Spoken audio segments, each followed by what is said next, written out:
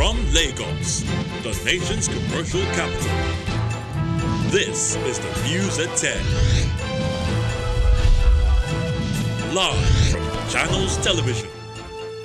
Reporting tonight, Millicent Walker.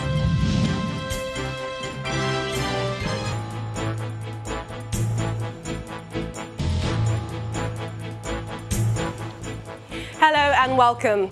House of Representatives resolved to summon heads of police and civil defense corps over allegations of extrajudicial killings by security operatives usually blamed on accidental discharge. Bandits killed 2 persons on their farms in Dapye village, a suburb of Wukari local government area of Taraba State.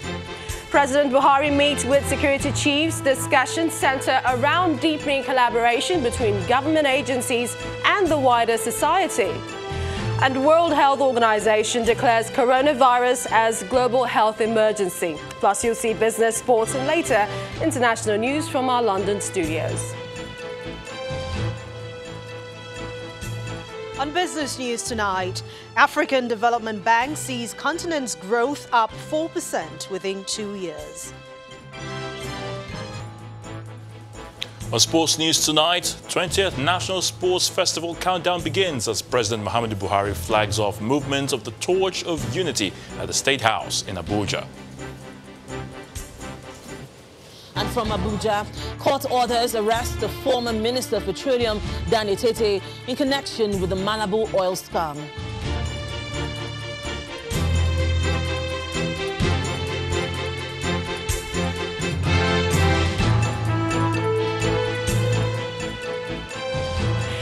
"24 hours after some federal lawmakers asked President Muhammadu Buhari to drop his service chiefs, the security chiefs met with the president behind closed doors. The lawmakers, on their part, are still prioritizing security issues in the country, and today they have decided to invite the nation's police chief to come and explain a few issues surrounding extrajudicial killings in the country. Well, let's begin at the Green Chambers, where federal lawmakers today resolved to invite the Inspector General of Police and the Commandant General of the Nigeria Security and Civil Defense Corps over allegations of extrajudicial killings by security operatives usually blamed on accidental discharge. The resolution followed a motion by the Deputy Majority Whip Nkiruka Onyejocha. Our correspondent Terry Ikumi reports. Please say aye. Those against this say nay. It's the last plenary session for the week in the House of Representatives. The Deputy Majority Whip raises a matter of urgent public importance, urging the House to take prompt action against the killing of innocent Nigerians by security personnel. The House is aware that there have been several instances where the members of the security agencies had used the firearms for purposes other than the protection of lives and properties, including but not limited to discharging and shooting at public events such as rallies, weddings, burials, etc., often for amusement or for wild celebrations. Let security agencies try and fashion out in a public gathering, in a crowd. Let them have a distance men that have rifles and guns will keep from where events or where the crowd are. The House resolves to mandate its committees on police affairs and interior to invite the Inspector General of Police and the Commandant General of the NSCDC over the recurring incidents of accidental discharge, which has mostly been recorded against the 2 security agencies. Thank you very much, Mr. Speaker. After the resolution, a lawmaker raises a point of order, drawing the attention of the House to a Senate bill on the creation of Federal Polytechnic Orogun Delta State, which he says is similar to a bill on the creation of another polytechnic in Kwale, also in Delta State, which he sponsored but was dropped by the Senate. I am soliciting this Honorable House and Mr. Speaker to step down this item 2 until such resolutions are reached by bodies of principal officers of both chambers in respect of this bill. From my understanding, from what you said, the bill came up on the order paper of the Senate as a bill coming from the House of Representatives, HB, whatever it was called. And your position is that that bill was stepped down. The same bill was brought from the Senate for first reading in the House. In what appears to be a retaliatory move, the bill is eventually stepped down until further interaction with the Senate on the matter is concluded. Terry Ikumi, Channels Television News. The security concerns for law enforcement agencies persist as 2 persons have been killed by gunmen in Dapye village, a suburb of Wukari local government area of Taraba State. Confirming the incident to Channels Television via telephone interview, the council chairman, R.D. Grace, noted that the hoodlums carried out the attack in the early hours of today. According to him, the victims were attacked on their farms. He adds that on getting the information, he swiftly summoned security operatives to battle the hoodlums, but met only the dead bodies of the victims. The dead victims have since been taken to their families for burial. The Taraba State Police Public Relations Officer, David Missel, also confirmed the incident, insisting that efforts are on to ensure that the perpetrators are brought to justice. Securing the nation is very much a concern of the president, who today met with the service chiefs at the State House. At the end of the meeting, the National Security Advisor, Mr. Babagana Monguno, who briefed State House correspondents, explained that discussions centered around deepening collaboration between government agencies and the wider society.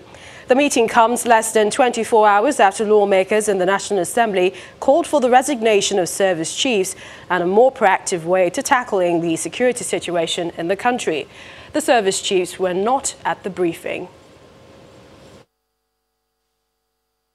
The meeting basically made an appraisal of the current security situation in the country and took a look at the possibilities, the opportunities available to government in addressing most of the recent challenges.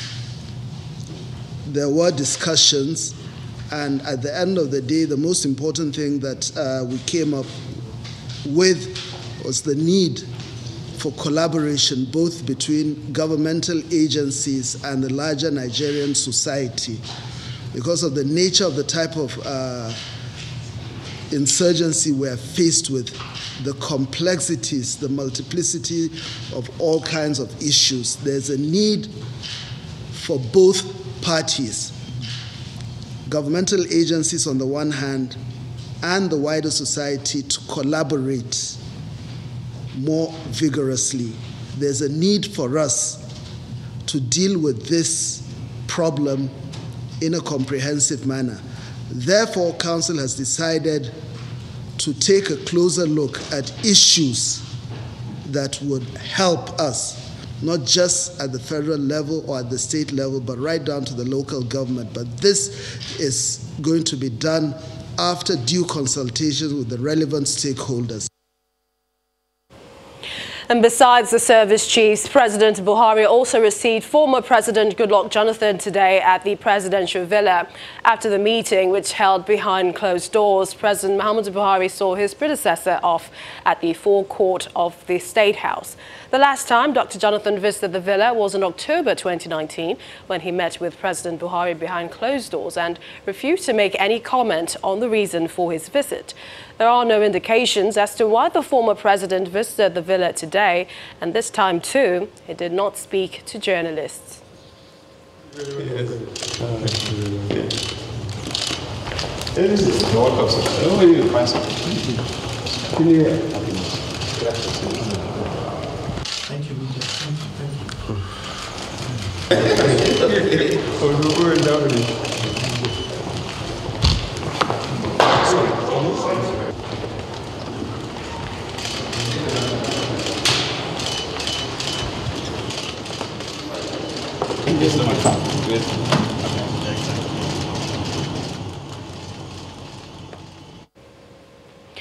Meanwhile, the president is assuring citizens that his government will continue to focus on providing a safe and secure nation with policies and programs that will bring prosperity to the masses.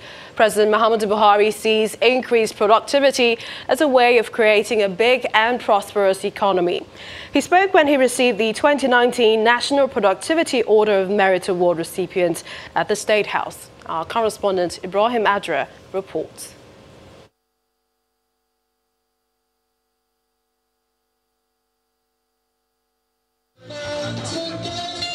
26 individuals and 7 organizations out of 1,000 nominations were conferred with the Productivity Award in November of 2019. They were recognized for exemplary service, conduct, productivity, innovation and excellence in various fields. About 2 months after, they arrived at the State House to keep a date with President Buhari. In the hall, the pleasantries continue. Just before President Buhari arrives and introductions made. The conferment of the award on them is very significant. It's significant because for the first time, the committee on the National Productivity Award paid particular attention to job creation. The President confirms that selection is based on merit, acknowledging the recipients' tangible contributions. The National Productivity Order of Merit is one of the highest honors our nation confers on its citizens. The process of selection is strictly based on merit. Your tangible contributions towards protecting, developing, and enhancing our country and its citizens are your lasting legacy. One of the recipients spoke for the others. As you have encouraged us, we will move out there to continue to work hard to support your commitment to Nigeria and Nigerians. The awardees include captains of industry, technocrats, security officials, media practitioners, among others.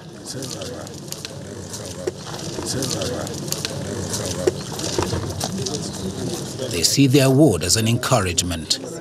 Industry is not an easy job, and for those that are into it, they should be recognized. It's good to put in your best. There is no shortcut to anything. This award is a validation. I want to use this opportunity to encourage other sportsmen.